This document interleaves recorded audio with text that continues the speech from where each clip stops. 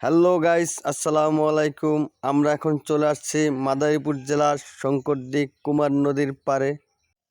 আপনাদের দেখানোর চেষ্টা করব শঙ্করদিঘি কুমার নদীর পাড়ের মানুষগুলো কতটা আতঙ্কে থাকে এই কুমার নদী ভাঙনের কারণে। প্রতি বছর যেরকমভাবে ঘরবাড়ি ছাড়া করে দিয়েছে এই কুমার নদী, তো এবছরও সেই ভয়ঙ্কর রূপ নিয়ে উঠেছে এই কুমার নদী। তো আমরা এখন যেখানটায় আছি এটা হচ্ছে শঙ্করদিঘি মুন্সিবাড়ি নদীর পাড়ে। আমরা যেখানে আছি এখানের কিছু আগের বছরের নদী ভাঙনের কথা বলে আপনাদেরকে দেখাবো এবছর কোথা থেকে নদী ভাঙন শুরু হয়েছে। এখন যে জায়গাটা দেখতে পারতেছেন এই জায়গাটায় ছিল কিছু ঘরবাড়ি এবং মুন্সিবাড়ির একটা পাকা মসজিদ। এটা ছিল পাকা রাস্তা এবং পাকা রাস্তার সাথে ছিল মসজিদটা।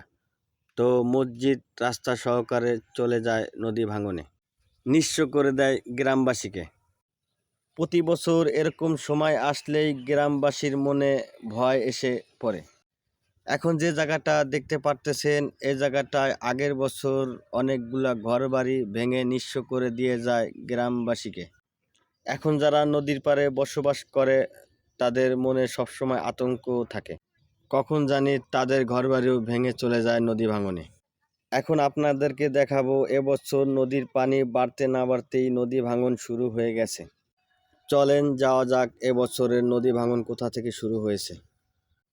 দেখতে পারতেছেন প্রতি বছরের মতন ভয়ঙ্কর হয়ে উঠেছে এই কুমার নদী। কোনো মতেই থামছে না এই নদী ভাঙন, মানুষের হাহাকার। পানির স্রোত দিনে দিনে বেড়ে উঠতেছে আর গ্রামবাসীদের জন্য কাল হয়ে উঠছে এই কুমার নদী।